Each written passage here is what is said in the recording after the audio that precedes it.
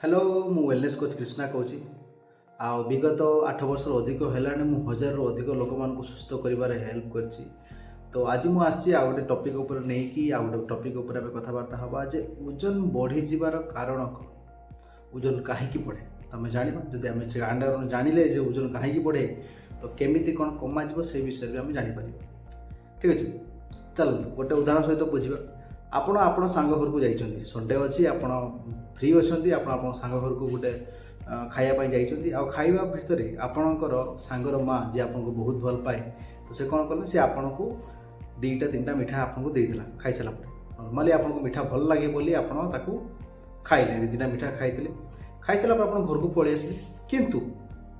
से दिन जेहेतु संडे थिला, संडे दिन आपको रेस्ट डे थिला आप होल डे घरे रेस्ट कले किसी काम है ना, घर रेस्ट कले किसी एक्टिविटी है ना, आउ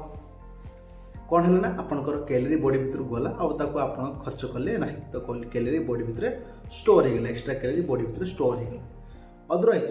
सेकेंड क्षेत्र में आपण सांग जी से संडे दिन के रेस्ट करे ना, से संडे दिन सी भी मीठा खाइला किंतु स्टिल से दिन सारा काम कर दिन सारा एक्टिविटी कर ना किसी काम व्यस्त रहा, बाड़ी बगीचा काम मार्केटिंग कला बाकी सब काम अच्छी सब जिन माँ को हेल्प कला, घर लोक मान हेल्प कला तो संडे भी बिजी डे रे गला तो सी कौन कला कैलोरी तो नेला बट ताकू बालांस कला। सिंपल जिनस आपको कहूँ। ठीक अच्छे, आपण को भावतु आपण शरीर गोटे गाड़ी भाया, गाड़ी में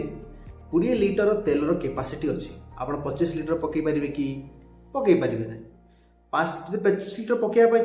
चेष्टा कर तो कौन हम गाड़ी ओवरफ्लो हो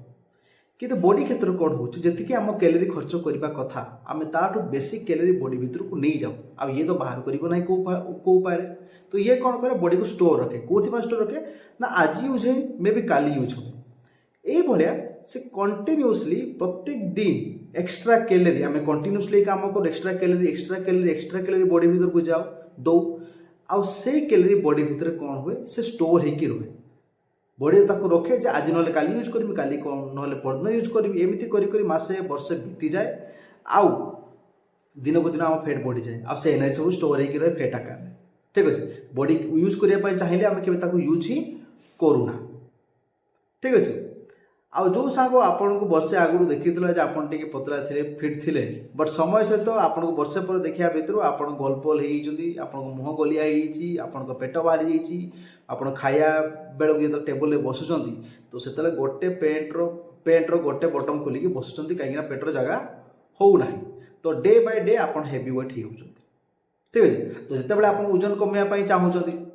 तो बहुत लोग आपको विभिन्न प्रकार एडवाइस दौरान, किसी लोग आपको कहते जे टिके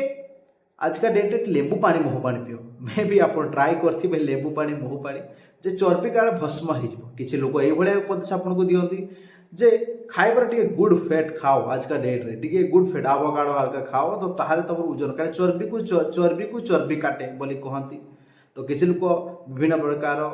कलरा जूस सारका पिता जूस पियती काले चर्बी भस्म हो बाहर सत्य कथा कहूँ ये सब जिन किसी काम आसना। सिंपल बेसिक फंडा आपन को फैट लॉस जदि करने चाहूँगी तो सिंपल बेसिक फंडा आप जानतु कौन आप जी एनर्जी नौ ताठू कम खर्च करते पड़ो ता सहित जो कैलोरी आप लो कैलोरी खाइबे से न्यूट्रिशन लेवल अधिक होगा दरकार जो आपको बॉडी को रिकवरी कर हेल्प कर। तो कैलोरी को बालांस करूँ, कैलोरी को कम करूँ, कम कैलोरी नियंतु, न्यूट्रिशन अधिक रखि दरकार, सब न्यूट्रिशन हाई होता दरकार आपंकर लो कैलोरी खाइबार आकू मोर एक्टिविटी करूँ। सिंपल जिनस को आम कॉम्प्लिकेटेड कर और डे बाय डे आम ओवरवेट हो जाऊ आमको लगे आम मोटा हो जाऊँ कहीं आम आश्चर्य हो जाऊ। तो ध्यान रखु। तो ये किसी इंटरेस्टिंग टॉपिक सहित आगे भी आम कथबार्ता हवा। तो आज का एतकी रहा। Stay happy and stay fit. Thank you.